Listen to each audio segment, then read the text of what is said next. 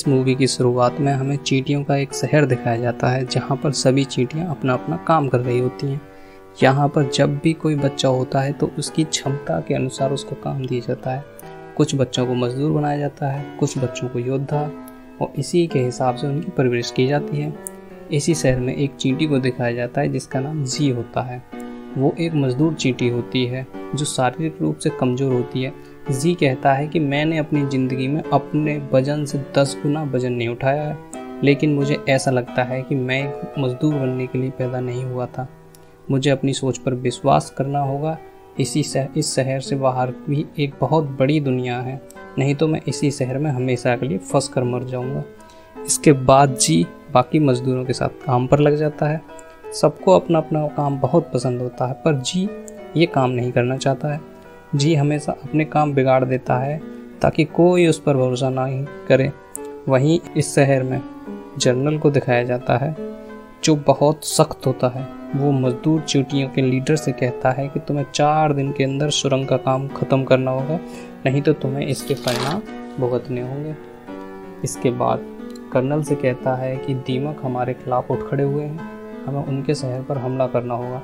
Colonel कहता है कि ऐसा करना सही नहीं होगा, पर जनरल उसकी एक भी नहीं सुनता है और उससे कहता है कि मैंने तुमसे एक लिस्ट मांगी थी, वो कहाँ है। कर्नल उसे वो लिस्ट देता है जिन पर योद्धा चींटियों के नाम लिखे हुए होते हैं जो रानी के वफादार होते हैं। जनरल कहता है कि दीमकों से लड़ने के लिए हम इन्हीं चींटियों को भेजेंगे। इसके बाद जनरल रानी के पास जाता है और रानी से कहता है कि हमें दीमकों के खिलाफ युद्ध करना होगा, नहीं तो वो हमारे शहर पर हमला कर देंगे। रानी जनरल से कहती है कि क्यों ना हम उनसे शांति से बात करें, पर जनरल युद्ध चाहता है। वो रानी को बातों में फंसाकर रानी से युद्ध के लिए हाँ करवा लेता है। यहाँ रानी की बेटी होती है जिसका नाम बाला होता है, जो एक जनरल की मंगेतर होती है, मगर जनरल उसे टाइम नहीं देता है। राजकुमारी बाला महल से तंग आ चुकी होती है, इसलिए वह कुछ समय के लिए निकलना चाहती है। वहीं दूसरी तरफ जी को दिखाया जाता है जो अपने बेस्ट फ्रेंड जिसका नाम वीवर होता है, जो एक योद्धा चींटी होता है। जी उससे कहता है कि ज़मीन के अंदर खुदाई करते करते मैं थक चुका हूँ। तुम कितने किस्मत वाले हो कि तुम ज़मीन के बाहर भी जाते हो। काश इस ज़मीन की दुनिया से बेहतर कोई दूसरी दुनिया हो। वहीं उनके पास एक दूसरी चींटी बैठी होती है। वो कहती है कि उस जगह का नाम इंसेक्टोपिया है, तो एक ऐसी जगह है जहाँ पर खाने की कोई कमी नहीं है। वहाँ पर तुम अपनी मर्जी की ज़िंदगी जी सकते हो। वहाँ पर किसी तरह का कोई युद्ध नहीं होता है और ना ही तुम्हारे ऊपर कोई हुक्म चलाने वाला होता है। मैं वहाँ पर जा चुका हूँ, मुझे वहाँ से वापस नहीं आना चाहिए था। दरअसल इस चींटी की इस कहानी पर कोई विश्वास नहीं करता है, इसलिए दूसरी चींटी आकर उसे वहाँ से ले जाती है। पर जाने से पहले वो जी को कहता है कि वो झील के उस पार है, लाल और सफ़ेद रंग की इमारत के पास। अब सब चींटियाँ डांस करने लग जाती हैं, पर जी डांस नहीं करता है और उसी जगह पर बैठा हुआ उस जगह के बारे में सोचने लगता है। इस वजह जी को अकेला बैठा देखकर राजकुमारी भी उसके पास आती है और देखती है कि जी अकेला बैठा है, इसलिए वो जी के साथ डांस करने लगती है।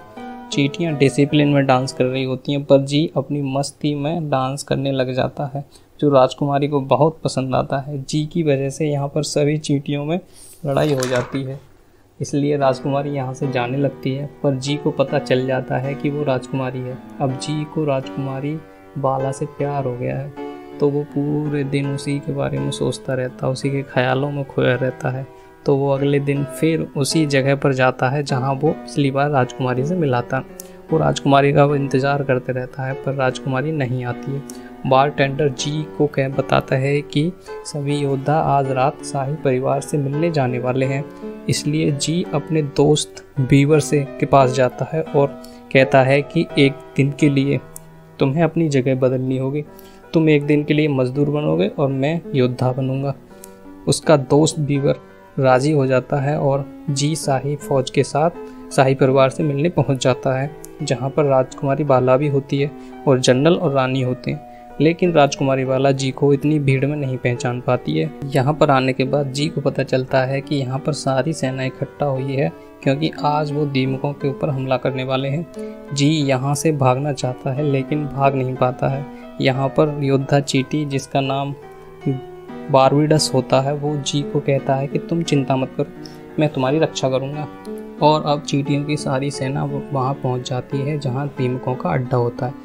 दीमक इनके ऊपर हमला कर देते हैं और जी भी दीमकों से बचते बचते एक गड्ढे में गिर जाता है और उसके ऊपर एक और दीमक गिर जाती है, इसलिए जी को कोई देख नहीं पाता है। जी जब उस गड्ढे से बाहर निकलता है तो वो देखता है कि रानी की सभी वफादार योद्धा चींटियाँ अब मारी जा चुकी हैं और बारबीडस जिसने जी से युद्ध के आते समय उससे वादा किया था कि वो उसकी रक्षा करेगा, वो भी अपनी ज़िंदगी की आखिरी सांसें ले रहा है।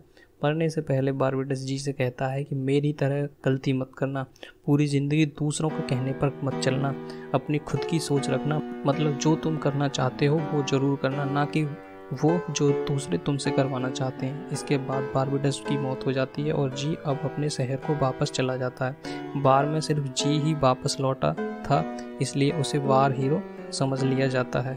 इसके बाद जी को शहरी परिवार से मिलाया जाता है जहाँ पर राजकुमारी बाला भी होती है। शुरू में राजकुमारी बाला जी को नहीं पहचान पाती हैं, लेकिन जल्द ही वो जी को पहचान जाती हैं कि ये वही है जिसके साथ उसने डांस किया था। वो सबको ये बात बता देती हैं, साथ ही साथ वो ये भी बता देती हैं कि पहले ये एक मजदूर चींटी थी और अब एक योद्धा बन चुका है। जनरल इस बात से सुनते ही गुस्से में आ जाता है कि जी ने उसकी मंगेतर के साथ डांस किया है। साथ ही साथ वो एक योद्धा चींटी नहीं बल्कि एक मजदूर चींटी है। तो वो सिपाहियों से कहता है कि इसे गिरफ्तार कर लो। जी सबको सच्चाई बताने की कोशिश करता है, लेकिन कोई उसकी एक नहीं सुनता, इसलिए वो राजकुमारी बाला को अपने आगे कर लेता है। रानी कहने लगती है कि वो उनकी बेटी को बंधक बना रहा है। जी के दिमाग में ये आइडिया आ जाता है और राजकुमारी को बंधक बना लेता है। राजकुमारी को पकड़ने के बाद कहता है कि अगर तुमने मुझे पकड़ने की कोशिश की तो मैं राजकुमारी को नुकसान पहुंचाऊंगा। राजकुमारी अपने आप को छुटाने की कोशिश करती है। इसी हाथापाई में वो दोनों आंट हिल से बाहर गिर जाते हैं और अब दोनों खो चुके हैं। जी जिसे लगता है कि राजकुमारी बाला उससे प्यार करती है, वो समझ जाता है कि राजकुमारी बाला उससे बिल्कुल प्यार नहीं करती है, बल्कि उसे सिर्फ एक मजदूर चींटी समझती है। इसलिए वो जी को ऑर्डर देती है कि जाओ पेड़ पर चढ़ो और देखो हम किस तरफ चलें ताकि हम अपनी आंट हिल पर जल्दी पहुंच जाएं। जी पेड़ के ऊपर जाता है और उसे वो इमारत दिखती है जिसके बारे में उसने योद्धा से बताया था कि सफ़ेद और लाल इमारत के पास ऐसी जगह है जिसका नाम इंसेक्टोपिया है, वहाँ पर तुम अपनी मर्जी की ज़िंदगी जी सकते हो। जी वापस आंट हिल में नहीं जाना चाहता था बल्कि इंसेक्टोपिया जाना चाहता था, पर राजकुमारी बाला आंट हिल जाना चाहती थी, इसलिए वो जी को आंट हिल वापस जाने के लिए ऑर्डर देती है। पर जी कहता है कि यहाँ पर मैं कोई मजदूर नहीं हूँ और वो इंसेक्टोपिया की तरफ निकल पड़ता है और राजकुमारी बाला अकेली वापस जा नहीं पाती, वो इसलिए इसकी मजबूरी हो जाती है, उसे जी के साथ जाना पड़ता है। रास्ते में उन्हें एक झील मिलती है, वहाँ पर राजकुमारी पानी पीती है और तभी ऊपर से एक पानी की बूंद गिरती है जिसमें अंदर जी फंस जाता है। राजकुमारी बाला इसे निकालने की पूरी कोशिश करती है और राजकुमारी बाला खुद भी उसके अंदर फंस जाती है। इन दोनों की किस्मत अच्छी होती है कि पानी की बूंद टूटकर बिखर जाती है। ये दोनों के दोनों बूंद से बाहर जाते हैं और जिनकी जान बच जाती है। राजकुमारी बाला जी से कहती है कि अब हमें वापस चलना चाहिए, पर जी अभी भी अपने आगे के सफ़र को जारी रखना चाहता है। वो रानी बाला से कहता है कि तुम सच में वापस जाना चाहती हो और उस जनरल से शादी करना चाहती हो, हमें इंसेक्टोपिया ढूंढना चाहिए, अगर हमें इंसेक्टोपिया नहीं मिला तो मैं तुम्हें खुद आंट हिल ले जाऊँगा। राजकुमारी जनरल को पसंद नहीं करती थी, वो उससे शादी भी नहीं करना चाहती थी, इसलिए वो जी के साथ झील पार करने के लिए मान जाती है। वहीं दूसरी तरफ चींटियों के शहर में सबके सब जी के बारे में बात कर रहे होते हैं, क्योंकि वो वॉर हीरो था, वो योद्धा जो जी का दोस्त होता है जिसका नाम वीवर होता है, वो अब एक मजदूर बनकर वहाँ पर काम कर रहा था, जो सबको बता देता है कि जी पहले एक मजदूर था, अब वो एक योद्धा है। इसी तरह से मैं भी पहले एक योद्धा था, पर मैं वो एक मजदूर बन गया हूँ। यहाँ पर जितनी भी चींटियाँ होती हैं वो अपनी ज़िंदगी बदलना चाहती थी, इसलिए वो जी के नक्शे कदमों पर चलने लगती हैं। जब मजदूर चींटियाँ यहाँ पर बगावत कर देती हैं, सुरंग का काम बंद हो जाता है। जब जनरल को ये बात पता चलती है तो वो सामने आता है और कहता है कि जी अगर हमारा हीरो है तो कहाँ है, वो हमारी राजकुमारी बाला को चुरा के ले गया है। अगर वो हीरो होता, हमारे साथ होता, असली हीरो हम और तुम हैं, जो भविष्य में आने वाले बुरे वक्त से बचाने के लिए अपने शहर को सुरक्षित कर रहे हैं। हमें सुरंग का काम जारी रखना चाहिए। जनरल की बात सबको सही लगती है और अब अपने काम में लग जाते हैं। जनरल को पता चलता है कि वो योद्धा जो जी का दोस्त है, जिसका नाम वीवर है, उसे ज़रूर पता होगा कि जी कहाँ पर है। इसलिए जनरल उसे टॉर्चर करता है, जिस वजह से वो बता देता है कि वहीं जी दूसरी तरफ जी और राजकुमारी वाला को दिखाया जाता है कि जो इंसानों की पिकनिक वाली जगह पर पहुंच गए हैं। वो देखते हैं कि वहाँ पर बहुत सारा खाना है, लेकिन ये सब पैक होता है। और तभी वहाँ पर एक ततैयों का कपल आता है, जिनकी दोस्ती इन दोनों से हो जाती है। इससे पहले कि वो इनकी कुछ हेल्प कर पाते, उन पर इंसानों द्वारा हमला हो जाता है, जिसमें एक ततैया की मौत हो जाती है। इसके बाद बाला और जी को जूते से कुचलने की कोशिश की जाती है, जिस वजह से बाला उस जूते में लगी च्युइंगम से चिपक जाती है। जी उससे बचाने की बहुत कोशिश करता है, पर वो खुद भी उसी में फंस जाता है। कुछ देर बाद जो इंसान इस च्युइंगम को निकाल कर कचरे के डब्बे में फेंक देता है, जी और बाला वहाँ से किसी तरह से अपने आप को निकाल पाते हैं। और जब वो अपने चारों तरफ देखते हैं तो यहाँ पर खाने की तरह तरह की चीज़ें होती हैं, और यहाँ पर जितने भी कीड़े मकोड़े होते हैं वो अपनी ज़िंदगी आज़ादी से जी रहे होते हैं। और यही वो जगह है जहाँ पर जी आना चाहता था, यानी इंसेक्टोपिया।